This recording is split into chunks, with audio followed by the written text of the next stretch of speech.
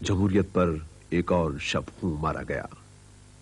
ملک پر ایک بار پھر آمریت مسلط کر دی گئی. جناب بھٹو کا مقدمہ پاکستان کی تاریخ کا سب سے بڑا مقدمہ تھا. پاکستان کی آئندہ تاریخ کا انحصار اسی مقدمے پر تھا. بھٹو صاحب کا کیس میرا خیال میں بہت سمپل تھا. ایویڈنس اپروورز کی تھی. 2 اپروورز تھا، ایک مسعود محمود، ایک غلام حسین. ابھی غلام حسین کا ایویڈنس گواہی ایڈمیسیبل تھی، لیکن اس کا ایویڈنس غلام حسین کا بھٹو صاحب کے خلاف نہیں تھا. غلام حسین نے کیا، غلام حسین کا ایویڈنس میاں عباس کے خلاف تھا. اس نے بولا تھا کہ میاں عباس نے ہم کو ٹیلی فون کیا تھا، کہ مسعود محمود نے میاں عباس کو بولا تھا، کہ بھٹو صاحب نے میاں مسعود محمود کو بولا تھا کہ اس کو امر رضا قصوری کو قتل کرو. تو ہیئرسے اپون ہیئرسے ہے. لیکن گورنمنٹ نے جان بوجھ کے کیس کنفیوز کرنے کے لیے غلام حسین کا ایڈمیشن رکھا. نے غلام حسین کو کوروبریٹ کرنے کے لیے کچھ 10-15 گواہ تھا. تو ہم کو تو سمجھ نہیں آتا کہ ہائی کورٹ نے بھی زبردست اٹینشن دیا غلام حسین کا ایویڈنس کو، نے انوار الحق صاحب نے بھی دیا. ہمارا خیال میں غلام حسین کا ایویڈنس بھٹو صاحب کے خلاف نہیں تھا.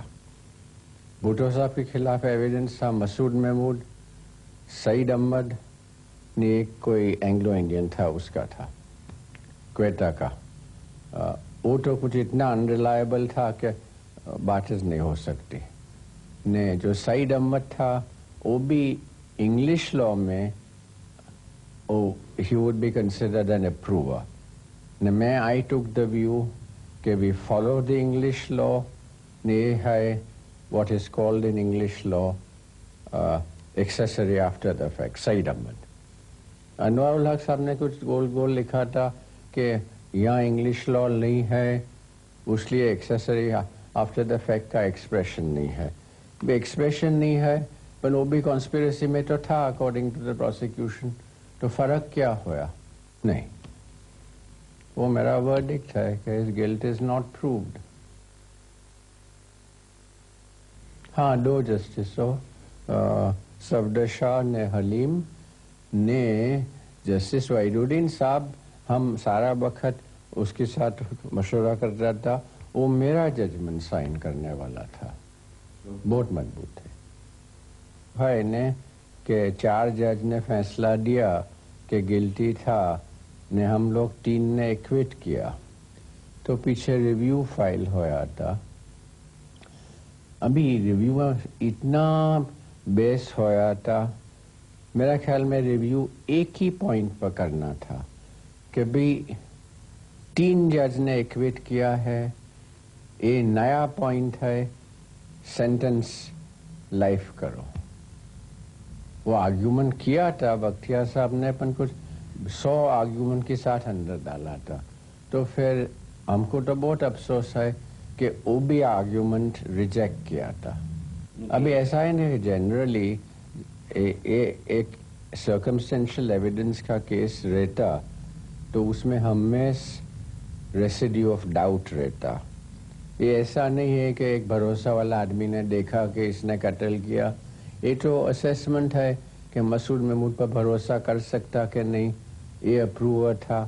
تو ایسی ڈاؤٹ ہوئے اس میں جو 3 جج ایکویٹ کرے، تو دوسرا ملک میں تو میجورٹی ججز پھر بعد میں سینٹنس ماڈیفائی کر سکتا.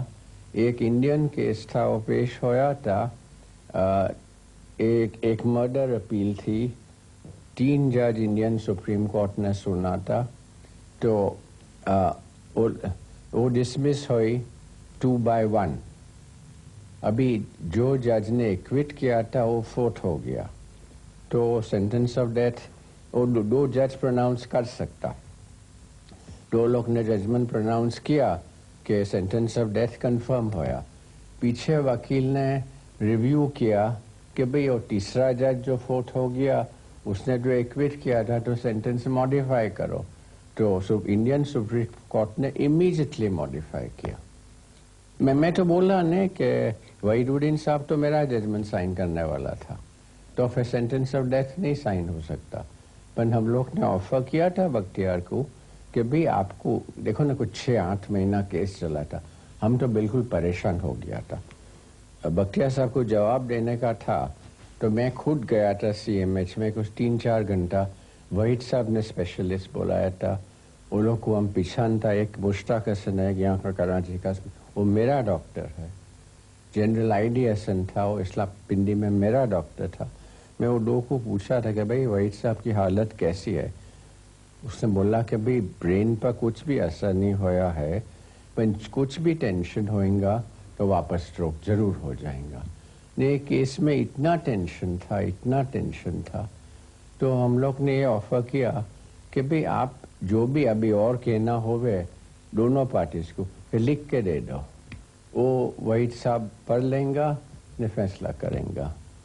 तो अभी बटालवी मेरा ख्याल में उसको नहीं पसंद आया था, पर उसने ना नहीं बोला, चुप हो गया।